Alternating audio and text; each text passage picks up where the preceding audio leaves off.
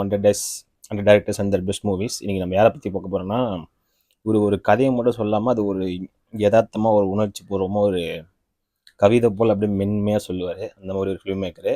இவர் பல நல்ல படங்கள் கொடுத்தாலும் இவர் அவ்வளோவா இந்த தமிழ் சினிமாவில் கொண்டாடப்படலையோன்னு சொல்லிட்டு எனக்கு தோணுது. ஏன்னா நிறைய பேர் இவரை பற்றி பேசுறது கிடையாது. இவர் ஒரு நல்ல இயக்குனர். கிராமத்து கதைகளெல்லாம் அந்த மண் வாசனை மாறாமல் அந்த உணர்வுபூர்வமாக உணர்ச்சி பூர்வமாக கொடுக்குற டேரக்டர் சீனு ராமசாமி சார். அவரோட பெஸ்ட் மூவிஸ் தான் இன்றைக்கி பார்க்க போகிறோம். ஃபஸ்ட்டு பார்த்திங்கன்னா தென்மேற்கு பருவக்காற்று. இதுதான் நம்ம விஜேஎஸ் அண்ணாவோட டெபியூட் மூவி. இதில் ஒரு தாய்க்கும் மகனுக்குக்கான ஒரு பாச போராட்டத்தை அந்த வறண்ட பூமியில் ரொம்ப தத்ரூபமாக காமிச்சிருப்பார். இது சிறந்த படத்துக்கான தேசிய விருதையும் வாங்குது அந்த 2010. அந்த மாதிரி ஒரு பாச ரீதியான ஒரு படம் அது.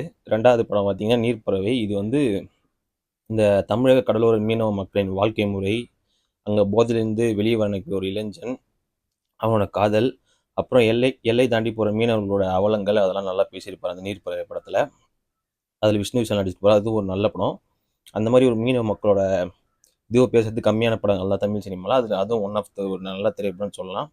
அடுத்தது பார்த்திங்கன்னா எல்லாரோட மோஸ்ட் ஃபேவரட், என்னோட மோஸ்ட் ஃபேவரட் தர்மதுரை.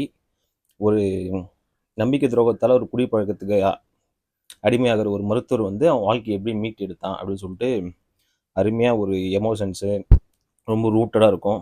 ஐஸ்வர்யா ராஜேஷ், விஜய் சேதுபதி, தம்மாலாம் நடிச்சிருப்பாங்க. அவருக்கு அந்த இரண்டாவது காதல் அவர் வாழ்க்கை எப்படி மீட்டு எடுக்குது அப்படின்னு சொல்லிட்டு ரொம்ப ஆக்கப்பூர்வமாக இருக்கும். இந்த படமே நல்லாயிருக்கும். இந்த கிராமத்து மண் வாசனையை அப்படியே அங்கேயே நீங்கள் வாழ்கிற மாதிரி கூப்பிட்டு போயிருப்பார்.